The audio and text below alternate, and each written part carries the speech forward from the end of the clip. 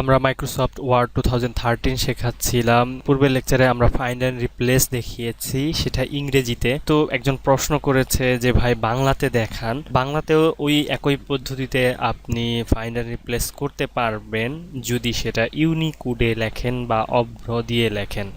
কিন্তু যদি বিজয়ে ক্লাসিক সুতুনি এমজে ফন্টে লেখেন তাহলে আপনি সেইভাবে ফাইন্ড অ্যান্ড রিপ্লেস করতে পারবেন না। তো আমরা এই যে লেখাটুকু লিখেছি এটা বিজয়ে লিখেছি। ক্লাসিকের যে ফন্টটা এটা হচ্ছে সুতুনি এমজে, এটা একটা ANSI এই ফন্ট, এটা ইউনিকোড না। এই জন্য আপনাকে একটু টেকনিক্যালি ফাইন্ড অ্যান্ড রিপ্লেসটা করতে হবে। আগের মতোই আমরা এখানে রিপ্লেসে যাচ্ছি। রিপ্লেসে গেলে এরকম একটা বক্স আসবে। বক্সের মধ্যে যদি কোনো লেখা আপনি লিখতে চান, দেখুন আমরা লিখতেছি যে হাসান নামটা আছে, এই নামটা আমরা লিখব।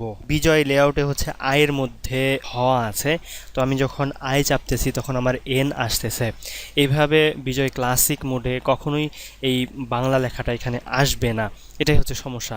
এই জন্য আপনি যে কাজটা করবেন, এখানে হাসানটাকে সিলেক্ট করবেন, সিলেক্ট করে কন্ট্রোল সি দিয়ে কপি করবেন, এখানে মাউসের কার্যটা নিয়ে এসে কন্ট্রোল ভি দিয়ে পেস্ট করবেন, বা যেভাবে আপনি পেস্ট করতে চান।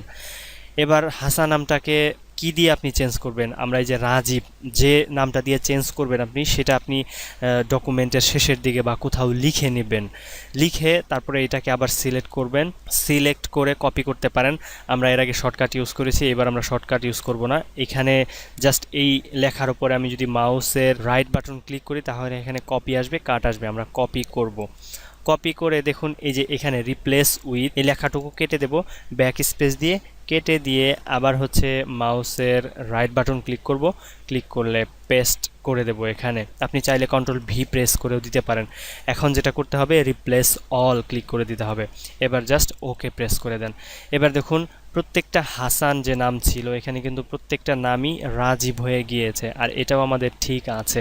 তো এইভাবে আপনাকে একটু টেকনিক্যালি এই কাজটা করতে হবে, ফাইন্ড অ্যান্ড রিপ্লেসের কাজটা। ঠিক ফাইন্ডেও এইভাবে কাজ করতে পারবেন। যদি এটা ইউনিকোডে হয় বা বিজয়ে হয় তাহলে আপনি এটা লিখতে পারবেন। আশা করি আপনার প্রশ্নের উত্তর পেয়েছেন। তো এটা অনেকেরই সমস্যা হতে পারে, আমরা এটা সমাধান করে দিলাম। তো আমাদের সাথেই থাকবেন। যদি আমাদের লেকচার ভালো লাগে অবশ্যই আমাদেরকে লাইক দেবেন এবং আমাদের চ্যানেলে সাবস্ক্রাইব করতে ভুলবেন না।